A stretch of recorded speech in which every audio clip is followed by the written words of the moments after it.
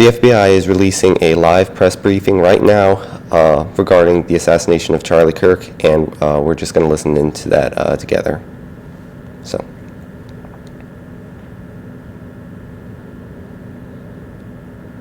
Good morning, ladies and gentlemen. We got him. On the evening of September 11th, a family member of Tyler Robinson reached out to a family friend who contacted the Washington County Sheriff's Office with information that Robinson had confessed to them or implied that he had committed the incident. This information was relayed to the Utah County Sheriff's Office and scene investigators at Utah Valley University. This information was also conveyed to the FBI. Investigators reviewed additional video footage from UVU surveillance and identified Robinson arriving on UVU campus in a gray Dodge Challenger at approximately 8:29 a.m. on September 10th, in which he is observed on video in a plain maroon t-shirt, light-colored shorts, a black hat with a white logo, and light-colored shoes. When encountered in person by investigators in Washington County on September 12th, in the early morning hours, Robinson was observed in consistent clothing with those surveillance images. Investigators interviewed a family member of Robinson who stated that Robinson had become more political in recent years. The family member referenced a recent incident in which Robinson came to dinner prior to September 10th, and in the conversation with another family member, Robinson mentioned Charlie Kirk was coming to UVU. They talked about why they didn't like him and the viewpoints that he had. The family member also stated Kirk was full of hate and spreading hate. The family member also confirmed Robinson had a gray Dodge Challenger. Investigators identified an individual as the roommate of Robinson. Investigators interviewed that roommate, who stated that his roommate, referring to Robinson, made a joke on Discord. Investigators asked if he would show them the messages on Discord. He opened it and showed several messages to investigators and allowed investigators to take photos of the screen as each message was shown by Robinson's roommate. These photos consisted of various messages, including content of messages between the phone contact named Tyler with an emoji icon and Robinson's roommate's device. The content of these messages included messages affiliated with the contact Tyler, stating a need to retrieve a rifle from a drop point, leaving the rifle in a bush, messages related to visually watching the area where a rifle was left, and a message referring to having left the rifle wrapped in a towel. The messages also refer to engraving bullets and a mention of a scope and the rifle being unique. Messages from the contact Tyler also mentioned that he had changed outfits. I know there's been speculation as well as to the writing on those casings, those bullet casings, and I believe we have that as well. And I will share that with you now. So the area north of Campus Drive Road where the suspect crossed over, you saw some of that in the video that we released last night, consists of a grassy area with trees on the edge of the UVU campus. Investigators discovered a bolt-action rifle wrapped in a dark-colored towel. The rifle was determined to be a Mauser Model 98 30-06 caliber bolt-action rifle. The rifle had a scope mounted on top of it. Investigators noted inscriptions that had been engraved on casings found with the rifle. Inscriptions on a fired casing read, "Notices, bulges, capital OWO, what's this?" ? Inscriptions on the 3 unfired casings read, "Hey fascist!" ! Catch! Up arrow symbol, right arrow, and symbol, and 3 down arrow symbols. A second unfired casing read, "Oh Bella Chow, Bella Chow, Bella Chow, Chow Chow," and a third unfired casing read, "If you read this, you are gay, LMAO." We are indebted to law enforcement across the state who's worked seamlessly together, local law enforcement, state law enforcement, and our federal partners with the Federal Bureau of Investigation. We're grateful for everyone who worked together in such a short amount of time to find this person and to bring justice. I want to thank the public who has been so engaged, reviewing videos, helping us with sending in tips, and helping us get to this point. I want to thank the family members of Tyler Robinson who did the right thing in this case and were able to bring him into to law enforcement as well. I especially want to thank the family of Charlie Kirk, Erica, Charlie's parents, his children. I want us to be thinking of them as we bring justice in this case. They will be involved in that justice. We will be working very closely with them as we move through this process as well. This is a very sad day for our country, a terrible day for the state of Utah, but I'm grateful that at this moment we have an opportunity to bring closure to this very dark chapter in our nation's history. With that, I will now turn the microphone over to the Director of the FBI, Kash Patel. Thank you, Governor. This is what happens when you let good cops be cops. The FBI and our partners are proud to stand here today together to bring justice to the family of Charlie Kirk and honor his memory. I want to express my deep gratitude to President Trump, the Vice President, and the entire White House who have been so incredibly supportive with both resources and just personally to the FBI as a team. They had our backs the entire way, and I just want to express my gratitude for giving us the resources we need to operate in this space to bring this sort of justice at this sort of speed.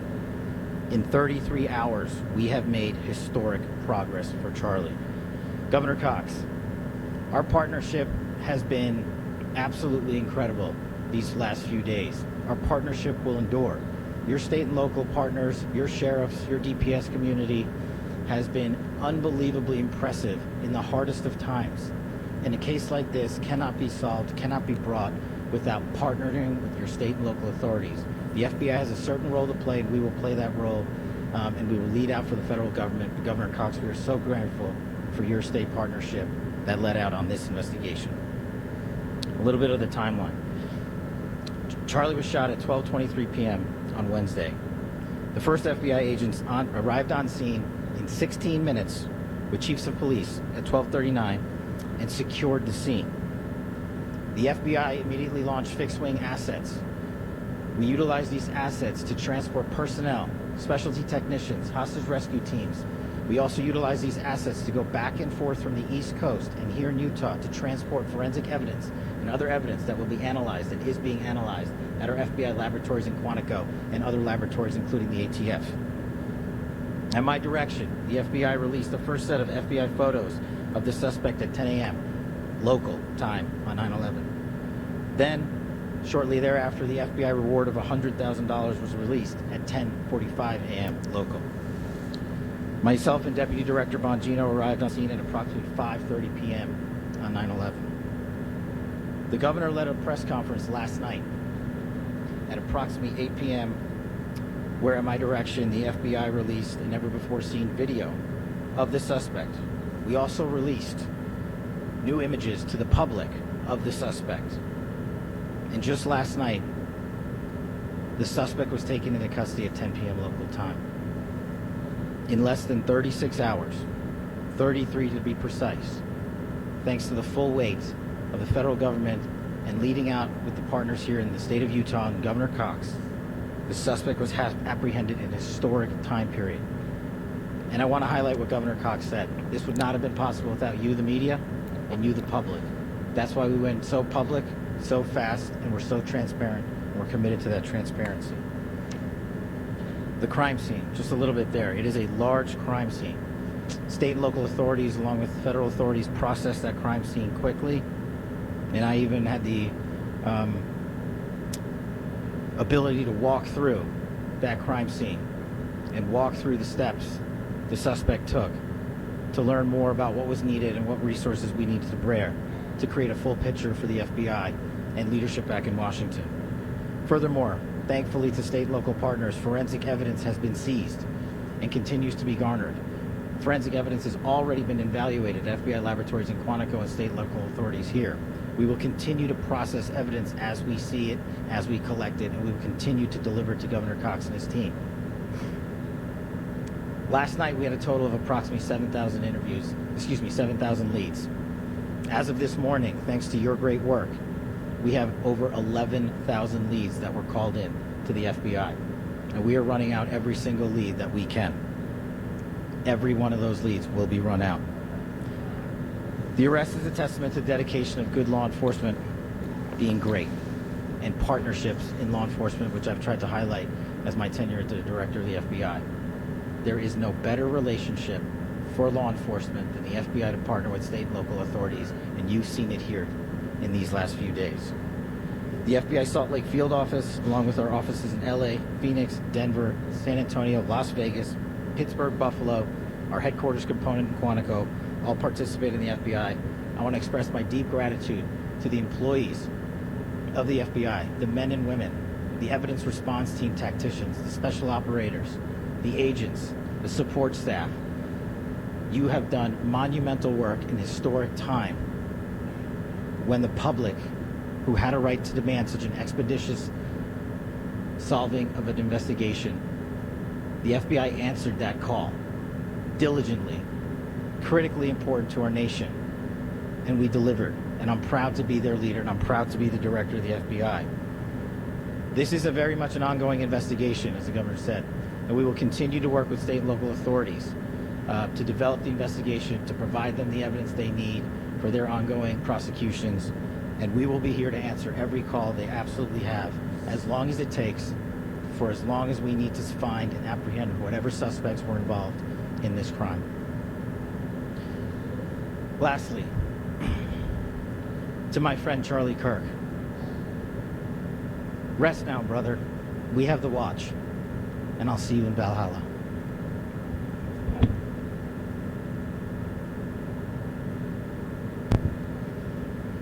Thank you, and good morning. I would just like to take a few minutes as the sheriff to express my gratitude for everybody who has played a part in this investigation.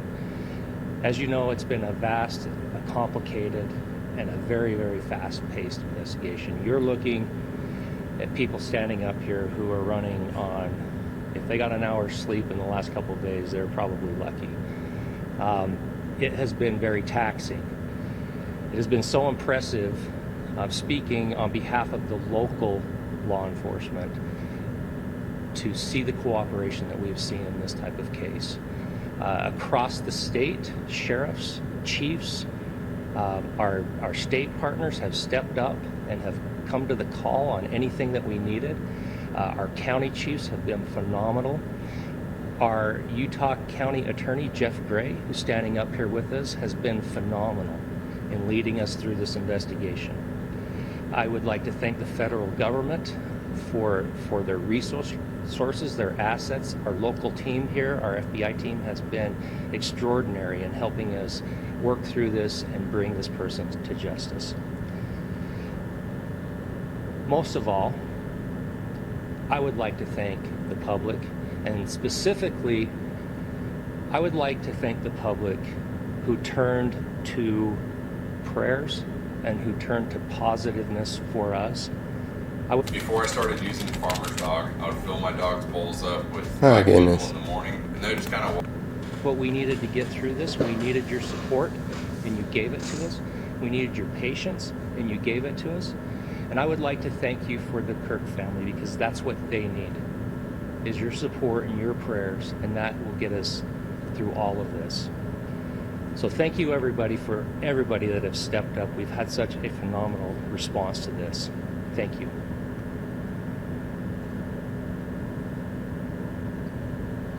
I also want to give a special thanks to the Attorney General and the Department of Justice. Their unwavering support and their commitment to justice is shown true here. And without AG Bondi and Deputy Attorney General Todd Blanche and the resources they brought to bear, we would not have been able to complete our mission. And I just want to say special thanks. It's an honor to be a part of the Department of Justice. Thank you. you again to our incredible law enforcement team who has worked so hard. Sheriff, I got a solid 90 minutes last night, so I'm probably the most well-rested person up here. Ladies and gentlemen, I get the microphone, so I hope you'll permit me a moment just to share a few more thoughts about where we are and how we got here, and maybe a little bit of where we go from here. I don't want to get too preachy, but I think it's important that we, with eyes wide open, understand what's happening in our country today. I've heard people say, well, why are we so invested in this? There's violence happening all across our country, and violence is tragic everywhere, and every life taken is a child of God who deserves our love and respect and dignity. This is certainly about the tragic death, political assassination of Charlie Kirk. But it is also much bigger than an attack on an individual. It is an attack on all of us. It is an attack on the American experiment. It is an attack on our ideals.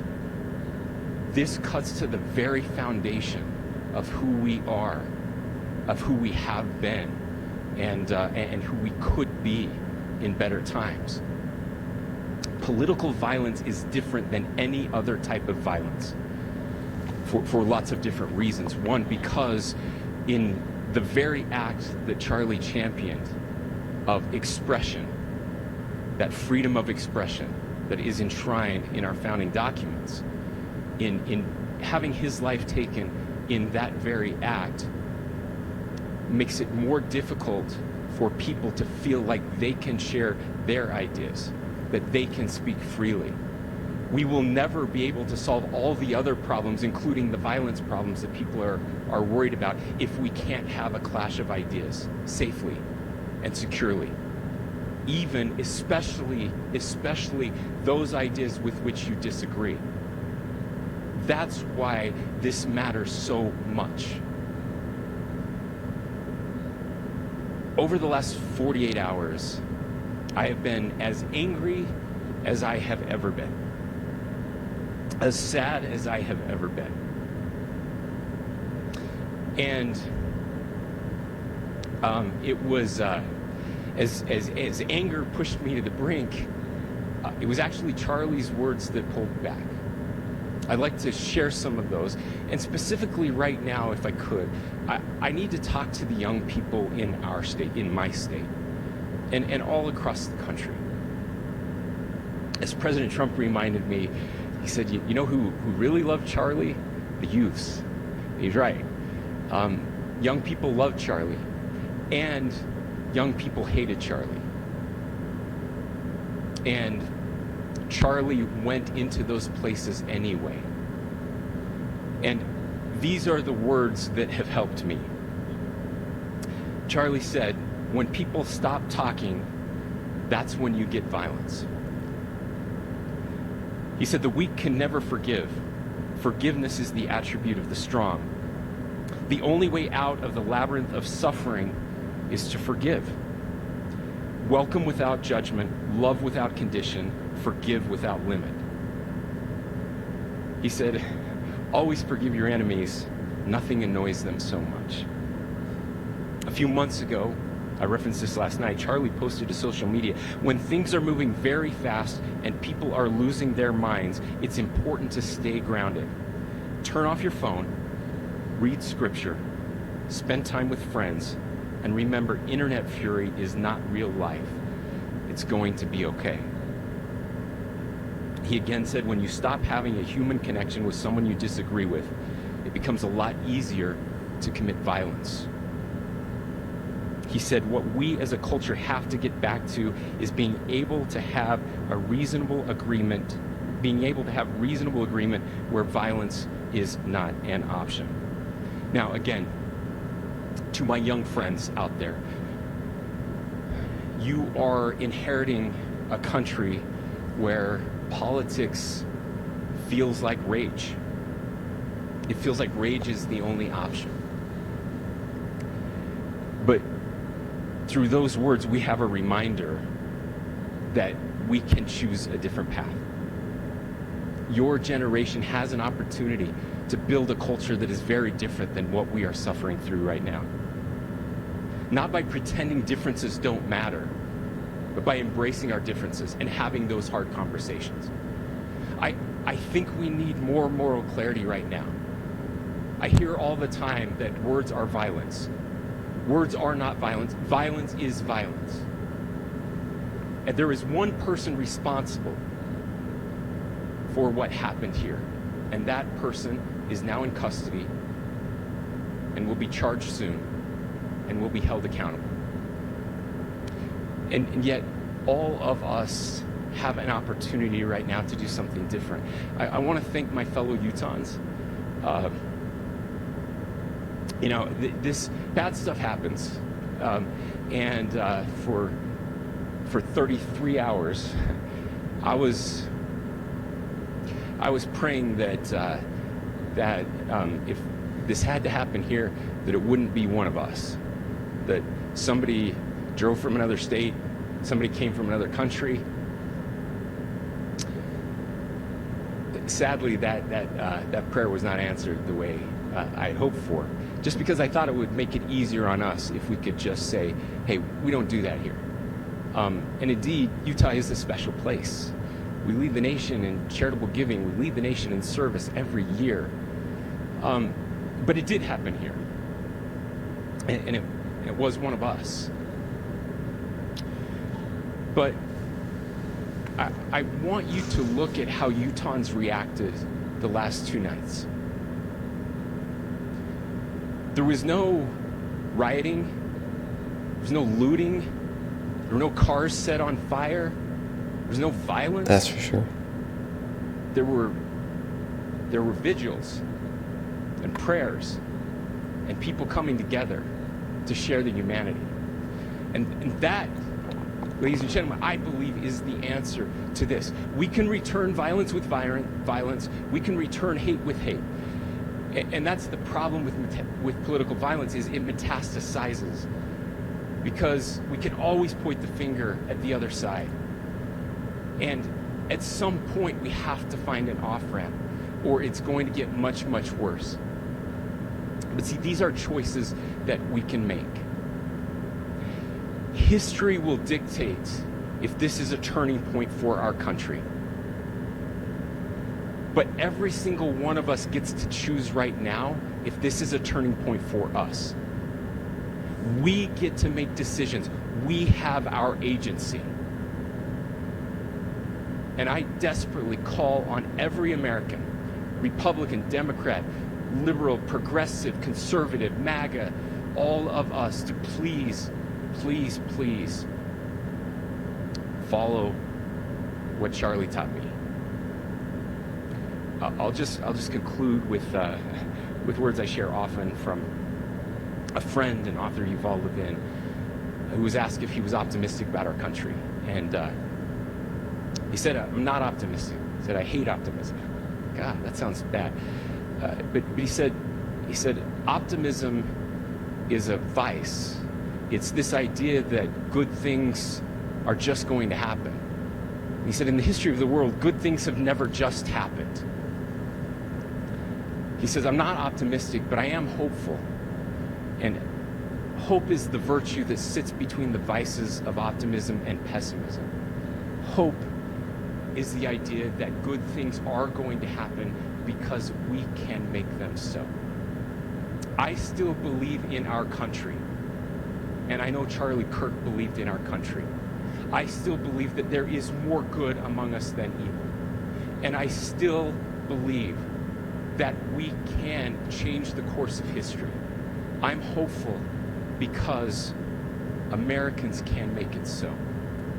Ladies and gentlemen, we're happy to answer any questions you might have.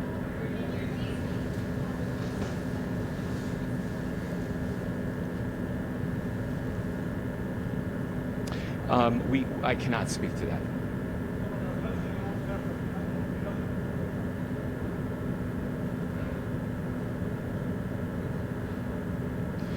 Well, I will leave that up to you to interpret what those engravings mean. I think the clearest one that says "catch fascist," there's not. And by the way, that's like catch like a ball, catch this. That's I think that speaks for itself.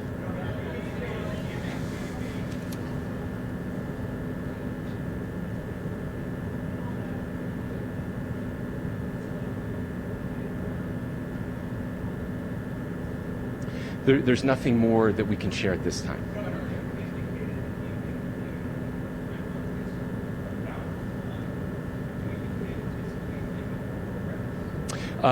We do not at this time have any information that would lead to any additional arrests. Yes. That was the But question the I had. investigation is ongoing. Because it seemed to me there was more than one person involved. Unless it was a great coincidence that Remember how fast those stimulus checks the ran out? question This is just like that. of the mass Only for shootings people on Medicare.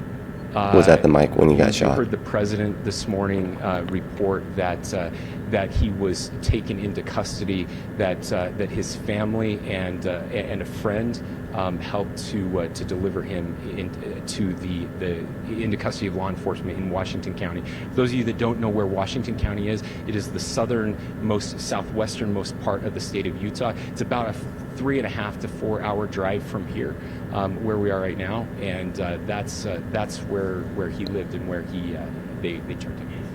Please, I'll go here. I can't share any more than what I've already shared. Yeah.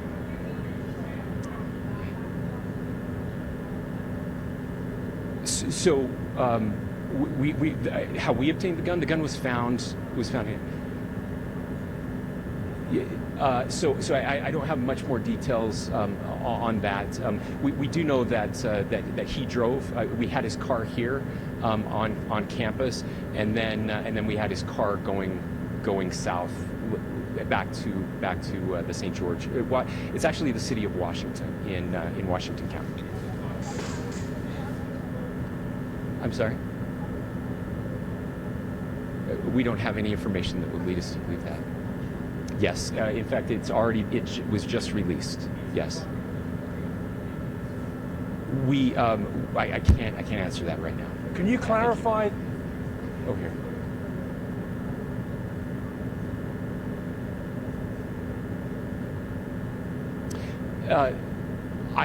I absolutely believe that this is a watershed in American history. Yes. The question is, what kind of watershed? And that chapter remains to be written. Is this the end of a dark chapter in our history, or the beginning of a darker chapter in our history? Look. I mean, if you look at true political assassinations in this country of someone of this stature, this feels a lot like the late '60s, and having one so gruesomely displayed on camera in all of our hands and in all of our pockets. We are not wired as human beings biologically, historically. We have not evolved in a way that we are capable of processing those types of violent imagery. And by the way, we've seen another one with a gruesome stabbing very recently that went viral. This is not good for us. It is not good to consume. Social media is a cancer on our society right now. And I would encourage people to log off, turn off, touch grass, hug a family member, go out and do good in your community. That is happening, and it's happening organically right now. I had a friend in a small city in Utah who said, we're getting together, the Republicans and Democrats in my little town are getting together to have a discussion last night, just to find a way to find their better angels. So yes, this could be, I mean, again, you have to go back to JFK to have seen a video live of something like this happening. I wasn't born until 1975, but I know that things were really dark in the late 60s. Sorry to some of you. I know some of you were there.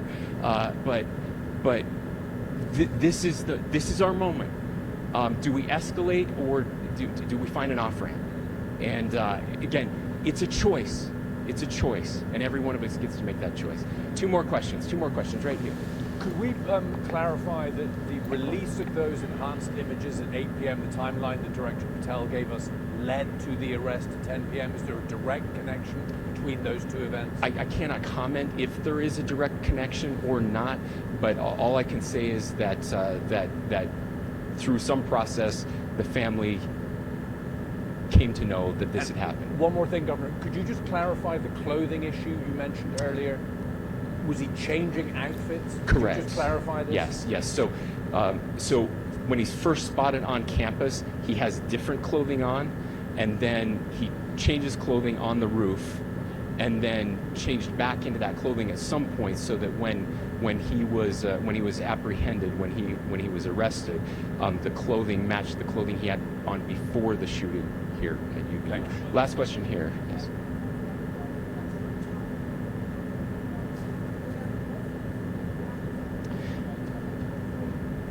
Yeah. So I don't have any information on the mental illness part. He was not a student here at UVU.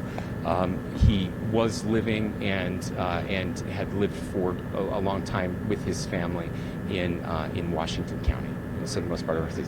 Thank you, everyone, for your great work in getting this information out. I will just say, process-wise, this may be important. I know many of you aren't familiar with the process in Utah. I think it's important that you understand that. Basically, we have 3 days for charging documents to be filed. A CI will be filed. We'll have more information then, more detailed information as those charging documents are filed in preparation for a preliminary hearing. So 3 days. So we would anticipate then that early next week those charging documents will be filed. We will obviously be working. The county attorney will be working very closely with Mr. Kirk's family as those documents and decisions are prepared and made. Thanks, everyone. Rest in peace, Charlie Kirk.